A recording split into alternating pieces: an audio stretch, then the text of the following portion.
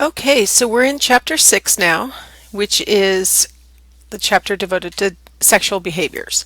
So this chapter is going to cover all the different things that we can do that can allow us to experience sexual pleasure. So we're going to start with sexual fantasy. A lot of times when we think about sexual behavior, we kind of skip over fantasy as a behavior. But when we talked about psychology taking a biopsychosocial approach, things that happen psychologically are just as important as things that actual actions that happen out in the world or that happen with other people. So, my little forwarding device is not working correctly.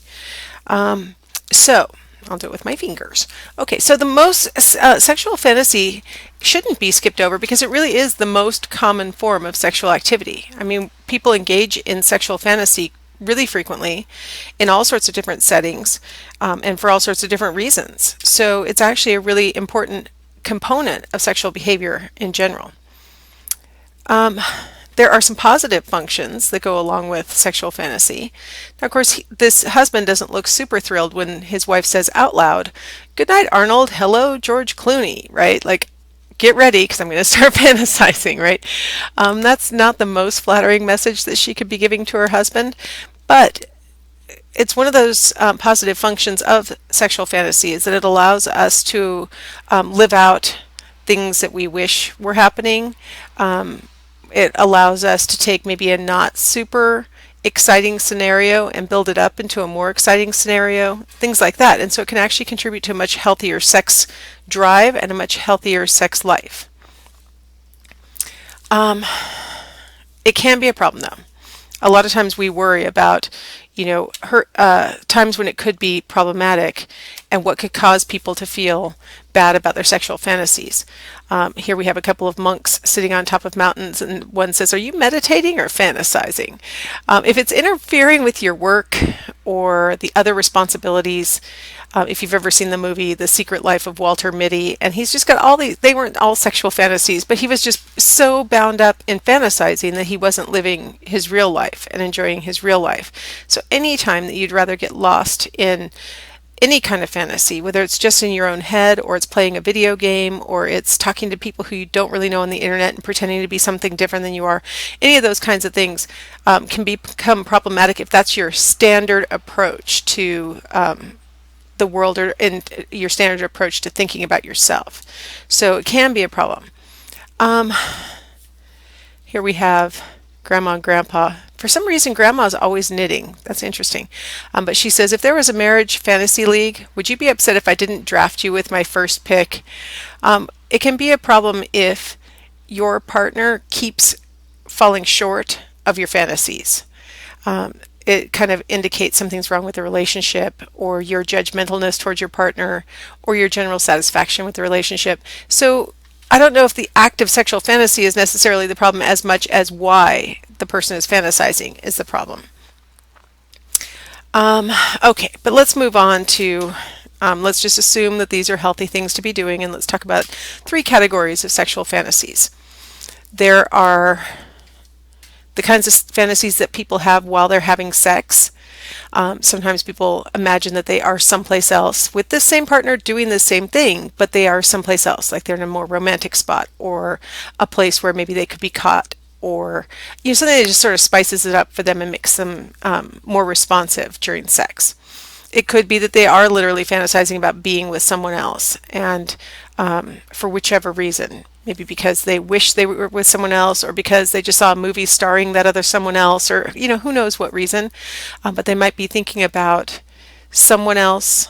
They might be wishing that they were doing something else. Sometimes a partner is afraid to ask for what they want in the bedroom, and so sometimes they'll just fantasize about it while they're having sex and imagine that that thing is what's happening to them. So there are a lot of different things that they might be fantasizing about while having sex. On average, there really is no sex difference between what males fantasize about during sex and what females fantasize about during sex. So it seems to be sort of a common thing. While masturbating, males and females alike tend to use fantasies to drive their masturbation. There are some sex differences between the males and females. Females tend to fantasize about being the object of desire, while male males tend to fantasize about being with a new or different partner, or they imagine being with multiple partners at one time.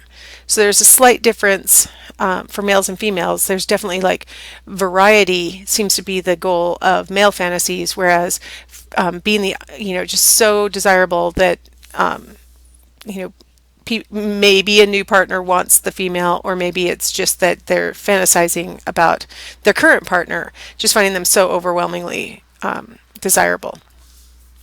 And then, of course, people oftentimes, when daydreaming in general, their daydreams shift over to sexual content. There was actually a study that was conducted back in the early 90s where they asked college students to write down what time it was during a lecture when they found themselves in the middle of a daydream. And then they asked them just for the general category of what they were daydreaming about.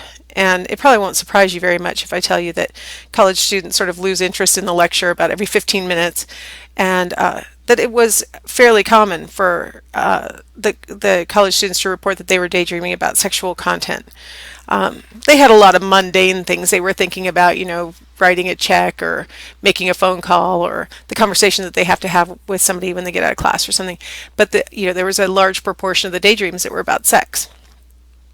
Again, there was a sex difference in what males and females daydreamed about. Females, again, reported daydreaming about being the object of desire much more often, and males daydreamed about being with a new partner or being with multiple partners. So sort of similar to while masturbating. Okay, so let's talk about some sex differences some more. Hicks and Leitenberg found that women reported that when they fantasized about someone, they tended to fantasize about famous people. They tended to fantasize about their regular partner. And they tended to have much more romantic, it's an interesting blend, romantic, erotic kinds of fantasies. So women oftentimes would fantasize. I like to give the comparison like they're watching a soap opera, because soap operas can have, some pretty titillating content, but they always fade to black right when it would potentially get explicit. And women oftentimes report that their daydreams are like that. Their fantasies are like that. They'll be swept away. They know what's going on. Obviously, they're like, okay, and then we had, I'll just sound like Sheldon again, sorry. And then they had coitus. That's not what the women usually said that they were doing, but, and then they had coitus, but they didn't have like specific angles that would allow them to see genitals or those kinds of things. They focused more on the romance and the kissing and the eye contact and the emotional valence of what they were doing. Whereas males were much more likely to daydream about women who were right within their eye line. So I found this creepy cartoon. He's thinking, oh, the things I do to you. And she thinks back, like what? And then he thinks, what? You're telepathic. And then she goes, nope, you're just really shitty at fantasizing. Okay, so kind of funny depiction of what the researchers found, which is that men oftentimes reported that they were fantasizing about just whoever was around. They didn't necessarily cast back into their memory for somebody who they have found attractive necessarily in the past. They oftentimes, if there was somebody in the room, they'd be thinking thoughts about them. And Follingstad and Kimbrell found that men were much more likely to report very X-rated kinds of fantasies that had, visuals of genitals and, very explicit acts going on in their fantasies. And a lot of times men are a little surprised by how tame, in their opinion, women's fantasies are, because women's fantasies tend to focus more on the romantic and men's tend to focus more on the explicit. So couples oftentimes sometimes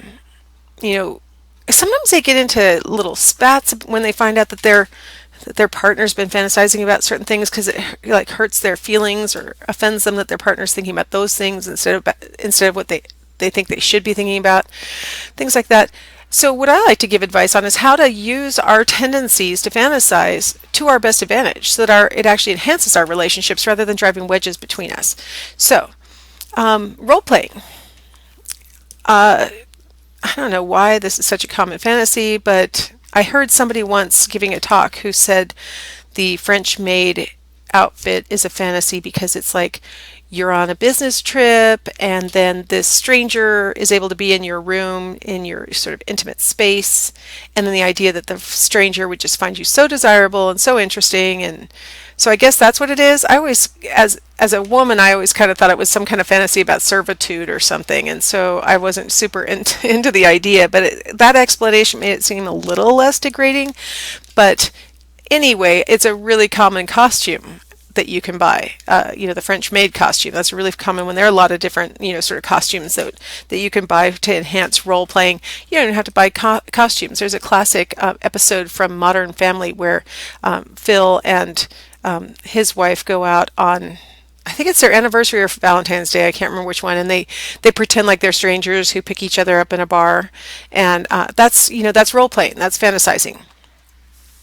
You can do some kind of performance. Really tried to find on the internet a picture of a man putting on a performance but they were all really kind of creepy looking. So I was like, well, we'll just go with a stereotype. Okay, so she's putting on a dance for him, but anyone could put on a dance for anyone, and or we could do some kind of muscle flexing, or we could do just a no matter how awkward strip or something like that, because it's sort of like a fantasy that you've got this person who maybe I don't really know you that well, and then look, you're doing this stuff for me, or you're so aroused that you want to be doing all these things. That's the fantasy.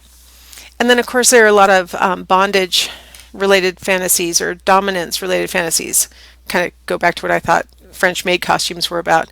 The S and the M stands for sadomasochism, and that gets into something else. But we oftentimes use this little term BDSM as a generic sort of play term, where we all know that we're just pretending like I'm tied up, and we're pretending like I can't get away. But the truth is, if I say my safe word, you'll untie me, or things like that. So it's always like a playful thing in a fantasy, and pretend like I would be, like the one partner is going to be the victim and the other one's going to be the dominant.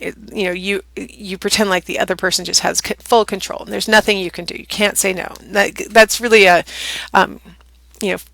for a lot of couples, a fun way to sort of play different roles, submit to each other in certain ways, and but it's safe because everybody knows that we're just playing around. And there's a really fun clip from Portlandia where they have the safe word cacao, and it gets kind of sad in the center of the piece, and then it gets happy at the end again. But it's a pretty common idea to have a safe word if you're going to play in any kind of tie-up games, or you're pretending like it hurts, and so then once it actually really does start to hurt, you need a word that's different from ow, right?